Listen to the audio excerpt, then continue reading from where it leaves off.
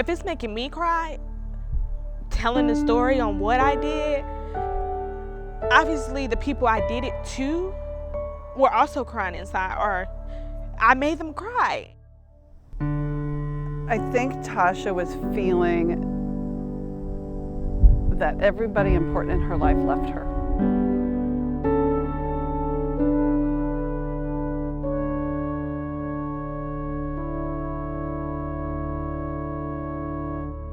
My adopted mom died at 12. I was real torn up. Started having fights in school, fighting somebody just for saying something to me that I didn't like. I didn't believe anybody because I'm like, okay, I lost my adopted mom. She said she was always gonna be there, and she's gone. So I don't believe anybody. She was definitely getting into trouble at school, not going to school, getting into fights. The worst thing I did was I cussed my principal out. The reason I cussed her out is because a girl, she was saying something about my mom.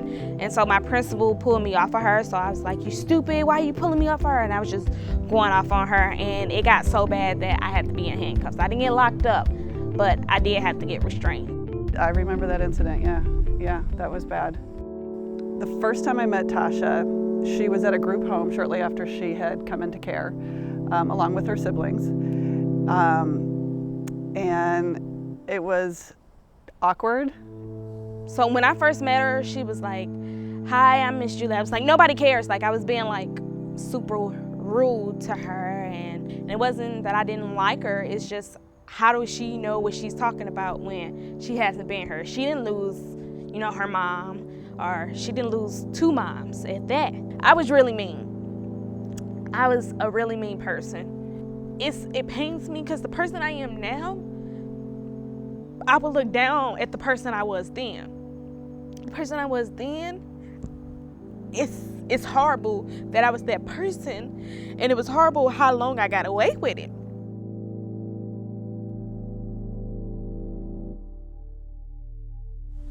My name is Cheryl Latham. I'm the CASA Program Director at Voices. I help our volunteers understand the needs of our children, the circumstances from which they come, and how to help support them towards permanency. I'm Jean Giesecke, and I'm a CASA volunteer.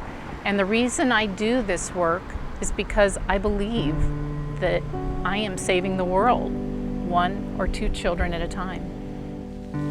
Hi, I'm Edna Campbell, and I'm a CASA volunteer. I consider myself a good listener. Our children have something to say, but no one listens. I like to know that I'm the person that's listening to what they have to say.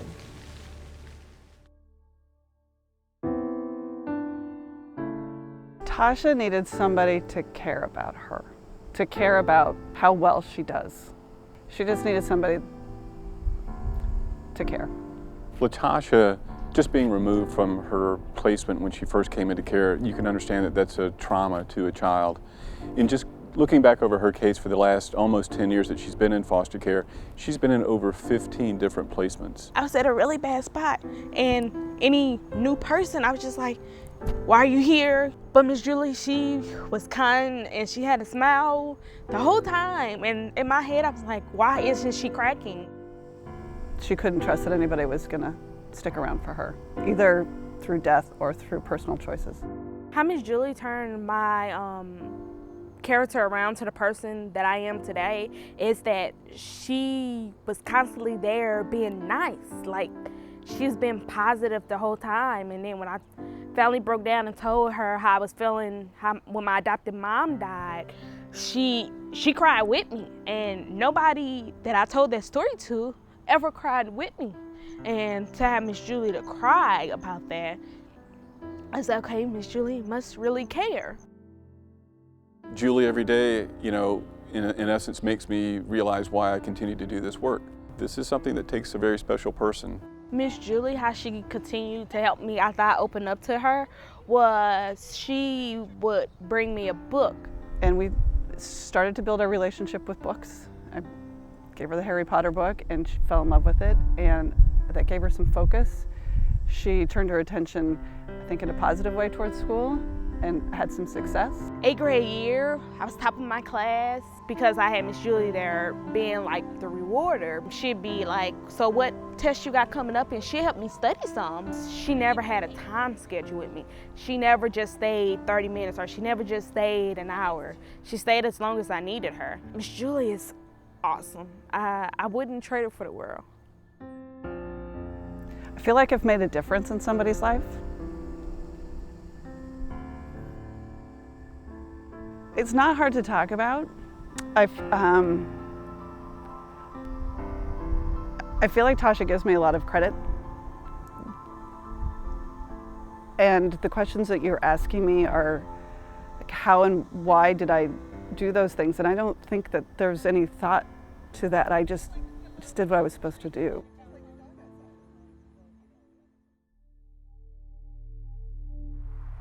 I'm Bonnie Parker. I'm a CASA volunteer. I have friends who think that what I do as a CASA volunteer is too challenging and too emotional. And I guess my response to them is simply, if you don't do it, nothing happens for these kids. I'm Ashley Ratcliffe-Weimer, Director of Programs. Our volunteers and advocates stand in the gap. They give children in foster care a voice, or they help young adults find their voice. And when they do that, they let them know that they matter. Their lives are important.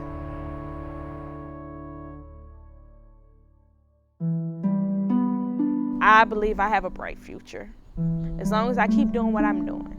Tasha is now in her own apartment. Tasha is enrolled in school. She's very interested in the culinary arts. She is working 2 jobs. She has her own car. She has her own car insurance.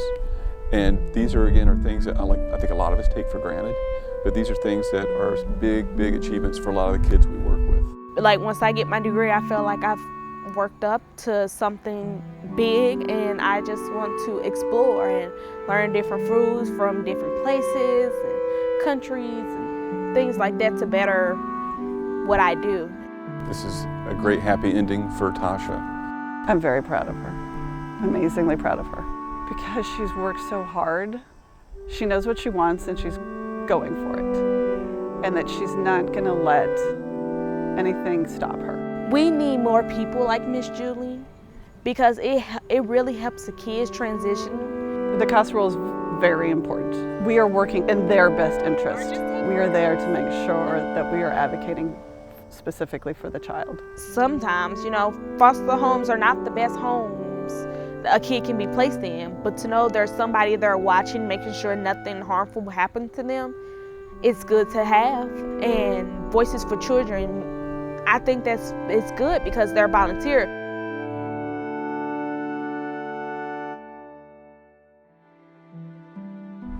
I'm Scott Larson, a longtime board member. The reason I got involved with Voices for Children is it's their mission to help the most vulnerable kids in our community, and that's extremely important to me. Hi, I'm Elizabeth George. I'm a senior consultant with the Rome Group. Voices for Children's innovative approach has the possibility for true systemic change for our children in foster care. The reason why all of this is important is because these are our children. They are kids now, but as adults, they may be your neighbors, they may be dating your son, your daughter, they may be waiting on you in a restaurant, they may be taking care of you in a hospital. We all have a vested interest in helping them become young, productive adults. I'm happy with my life now. I see no reason why I shouldn't be happy in the future.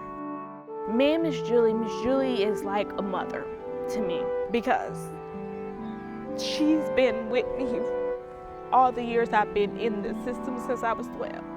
And to think now that I'm 21 and she's still here and never left, that's what you call commitment and loyalty and love, because I love Miss Julie.